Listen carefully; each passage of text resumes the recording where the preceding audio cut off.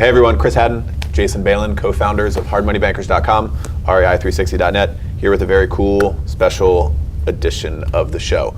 We are going to be interviewing each other. We're going to be asking each other 3 questions about, it could be finance, it could really be whatever, entrepreneurship, business, and we're just going to see where it goes. We're going to try to keep it somewhat concise and put out some good stuff. Yeah, as you can see, we are live here in our Columbia, Maryland studios. Our office is here. We're excited to be here, and we each have 3 questions for each other. We're going to try to keep them about a minute each, but all the topics are going to be real estate, entrepreneur, small business, finance, things like that. So, and mind you, Jason doesn't know my questions, and I don't know his. Exactly. So everybody in the audience, you will definitely learn something, and it's going to be very entertaining. So stay tuned for the next 10 minutes and check it out right now.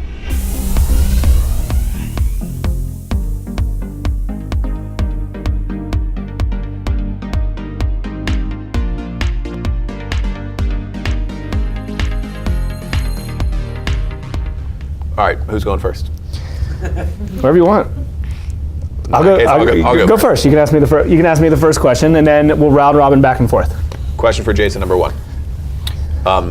Out of all the real estate investors that you've seen, that you've talked to, all the clients that we've had, and there's a ton of them, obviously, being in business for this amount of time, who, and you don't have to say anyone's name, whose business is your favorite and why?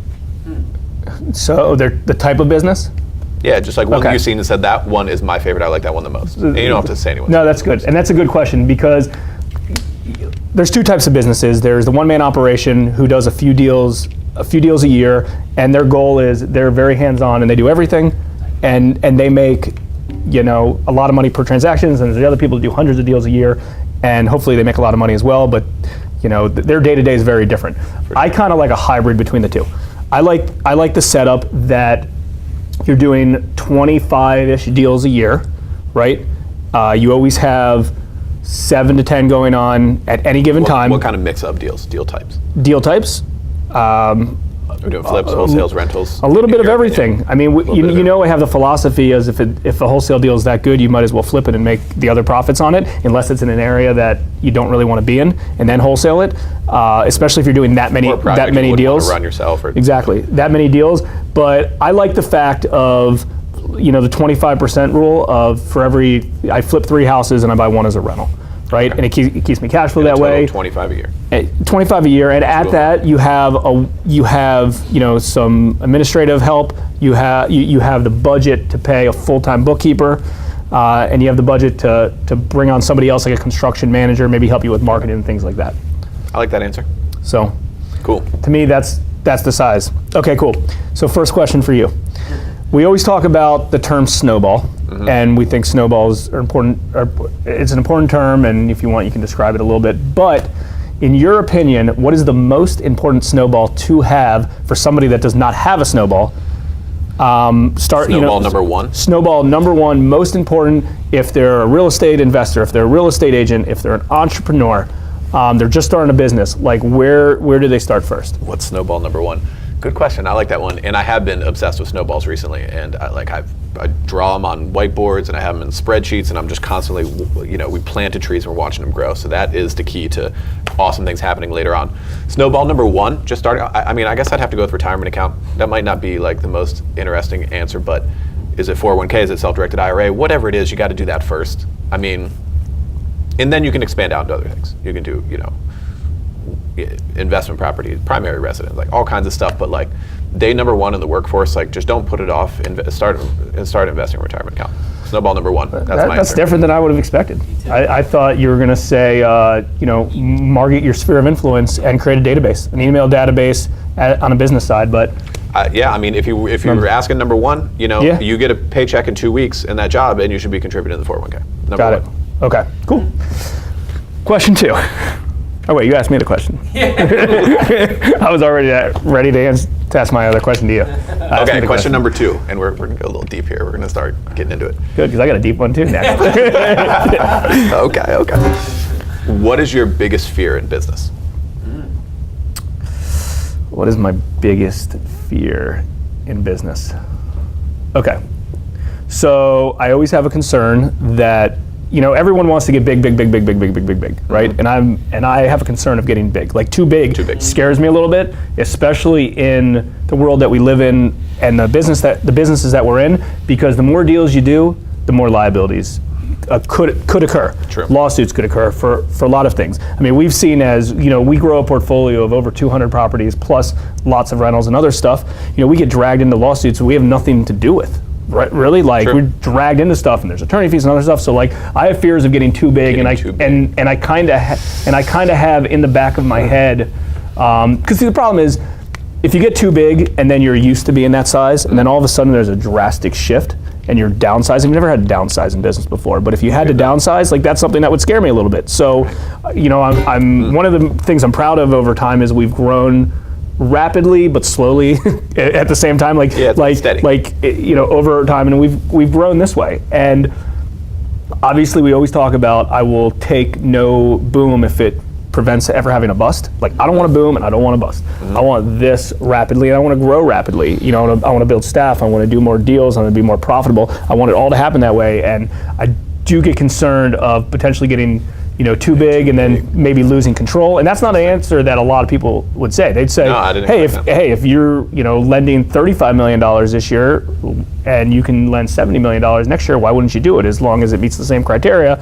And not that I'm not against that, but I do have some concerns of getting too big and things spiraling out of hand. I like it. Cool. Got a little deep question for you too. Okay, in our current state of our business, of where we're at now, what do you think is the most gratifying part of it and of where we're at? Now that changes, and I know that changes of where we've been over time, and we prioritize things. Some things are important to you back in the day that might not be important now, and vice versa. But as of we sit right now, what is one of the most gratifying things? For me personally? For you personally, of like where our operation is on a business size. Okay. The most gratifying thing for me personally is being able to look at our business, and that means the people in it, the office space, the portfolio, and just knowing that it's something that we built ourselves and it's a real thing. It pays people money, employees, investors. It's like when I roll in here to the office on the weekends, like I will sometimes just sit here and look around and be like, this is fucking cool. That's really what is most gratifying to me, that we've built a real, tangible, awesome thing. Cool. I got no comment because I agree. You're up. All right. What would you say is your best trait in business? Okay. It's good, isn't it? These are good questions. Yeah. Yeah, this is fun. Okay. I would think a lot of people would agree with this if they said this about themselves, but I truly believe it's instinct. Instinct. I believe it's instinct, and I feel I immediately have a knack for something like a deal. I mean, we're in the deal business, and you got to go with your gut feel. And if something doesn't feel right, it doesn't work. And if something does feel right, you got to be confident. And you got to continue to go with it. So I do believe that a lot of people have bad instinct too. I mean, we know a lot of entrepreneurs, and we know a lot of business guys that just, I feel like whatever they do is just the wrong thing, and like every decision's the wrong one. Yeah, and they just don't get it. And I feel that these types of deals click, and I can get on the phone with somebody really quick and kind of solve a problem, and it's just kind of comes. So for what it's worth, I'm happy about it. Good one. Okay. All right, final question. Next question, and this isn't a deep one. I should have given you another deep question, but now my question for Chris. Yeah. Okay. What would you recommend to a newer entrepreneur or somebody out there that wants to start a business, but they're just scared, and they don't really know what to do, and they're scared to leave? And keep in mind, this isn't like a wannabe type of person. This is somebody who's successful in whatever they're doing now, maybe a 9-to-5 job or a different profession, but they really are passionate about something and they want to take the hurdle and kind of go all in and start a business. What would you recommend where they get started? Some tips and things related to that. I would say two things. One is a real serious gut check first. Starting a company from nothing, growing it's not for everyone. It's not for most people. It's not for the faint of heart. And you have to think about your own personality and your ability to be proactive on your own without any kind of boss. You have to think about your risk tolerance and think about if that kind of up and down thing is for you. It's not for most people. So number one would be a gut check. Number two, I would start by researching and examining and picking the right business model. And mind you, a lot of people would say, well, I love this X. I love baking cookies or whatever it may be, so I want to go with that. And I would say look at the model because they vary greatly. And two things related to the model. One is that something that you're going to be good at, and mind you, it's a little bit different than passion, being good at something. And also just the numbers. Look at what kind of business models make what kind of money. And because they come out different than you think, and breaking it down to how much profit is produced by X amount of hours of work can be the make or break of your company. Yeah, and I mean, I do believe that you can make money in almost any business. I really do believe that. Yeah. But some of them are a lot easier than others, and your personality type may not attract to that. But you do have to have a passion for your business first. So yeah, but it's not the only thing, and it shouldn't be. Agreed.